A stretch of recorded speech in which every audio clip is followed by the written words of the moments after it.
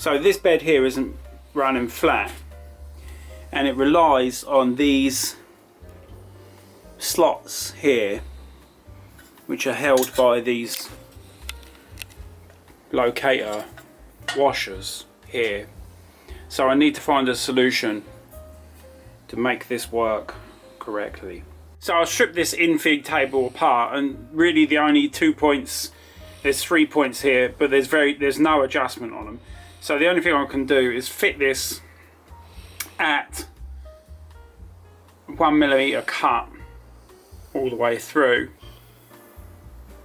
and then lock it. We're using these to lock it in that position, just so it's going to cut 1mm. That's it.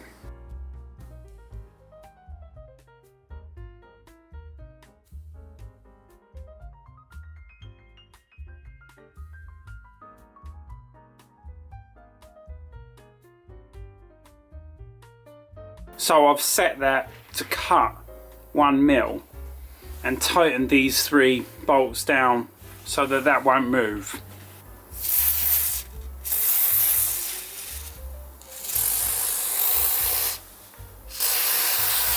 So these blades have died a death. There's literally nothing sharp on there. I think totally dead. So there's a lot of rubbish inside the block, so I'm just going to give it a little blast with WD-40. Clean it out a little bit. Just let that soak in. Get in there and dry that WD-40 out. That's only for cleaning, it's not for any other purpose. And that gets rid of the resinous timber build-up. So I've got these the parts of the cutter block. I've given those a little spray as well, just to clean them off.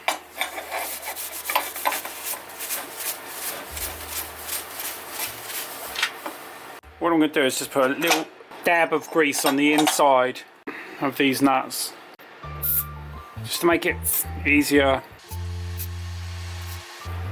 to make all the adjustments I need to make. Right, so that should be alright. These are new planer blades. I use the same saw sharpening company that I've used since I started woodworking, Spindex. You know, if you're out there and you want to keep your tools in good condition, it's great to know a company that sharpens blades is invaluable. So that's the new blade going on. I'll just show you how those fit. They're quite easy. These little locator lugs are a little bit tricky. So pop it on there, that one and that one, and then you will need to clip it. So I've just pushed that up to the highest position on there, and then what I'll do is I'll use some timber to push it down as I tighten it.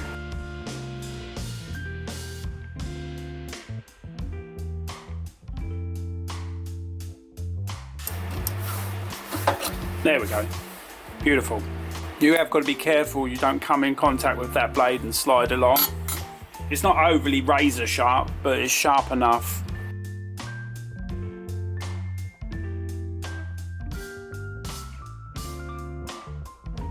So ideally, we don't want this piece of wood to move. If you can see that movement, we don't want that. To tighten the block, we need to undo the screws.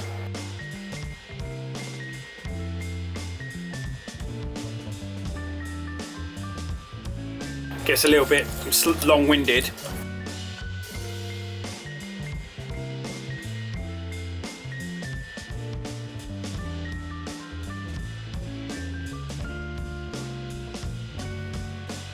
Okay, so that's actually in there really tight. I'll put it in there too tight. Okay, so first thing you do is put it up tight, then back it off just slightly. Now what we need to do is roll that cutter block and make sure we don't get that rise. If you can see that rise there. There is no fine adjustment inside here as far as I've found. I might be wrong. So if the guys at Charmwood are watching and going, oh, it's quite awful, well, sorry about that. Just going to use a little lightweight hammer on top of the block and take it from there. Rather than going right on the edge, I'm going to come midway, Turn it around so it's touching. A tiny little tap.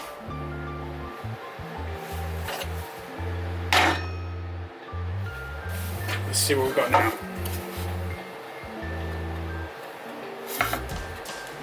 Well, you can hear it's touching there. That should be okay. So now I'm 99.9% certain sure I'm happy with that. Just lock those off nice and tight. I'm pretty satisfied those blades are in nicely now. There's no movement on that plank while it's resting on top. It is still catching, but only just, and that's how you want it. That should be perfect. Now this aluminium fences, generally speaking, they're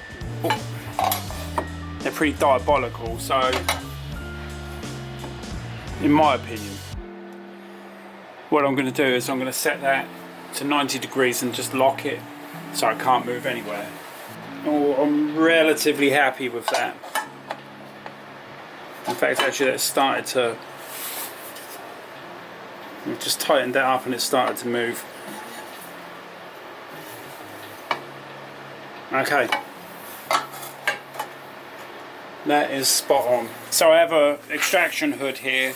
That's for the 4-inch extractor pipe, which seems a bit much with this machine, but it's not a lot really for a... It's not a lot for a planer thicknesser at all. So, but that's spring loaded. So whatever I put in there, going through, covered and safe. Again, if I go through with 3-inch, covered and safe. So let's see how good it is.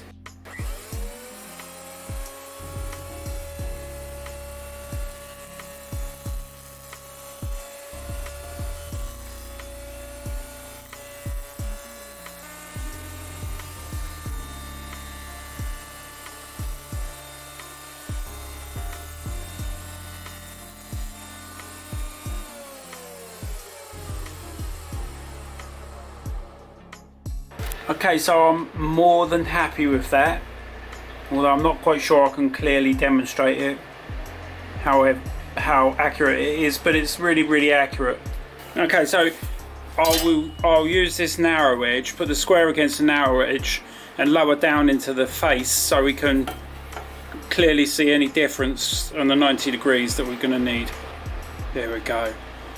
Okay, so I've got the bed right and I've got the fence right. This is one of the most budget priced planer thicknesses available today on the market. So far over the last 3 years this machine has proved extremely durable. Over the years the Infeed table has needed adjustment. So after adjusting that and replacing the planer blades, this machine is now as good as new. So thanks for watching, have a nice day, stay safe in the workshop.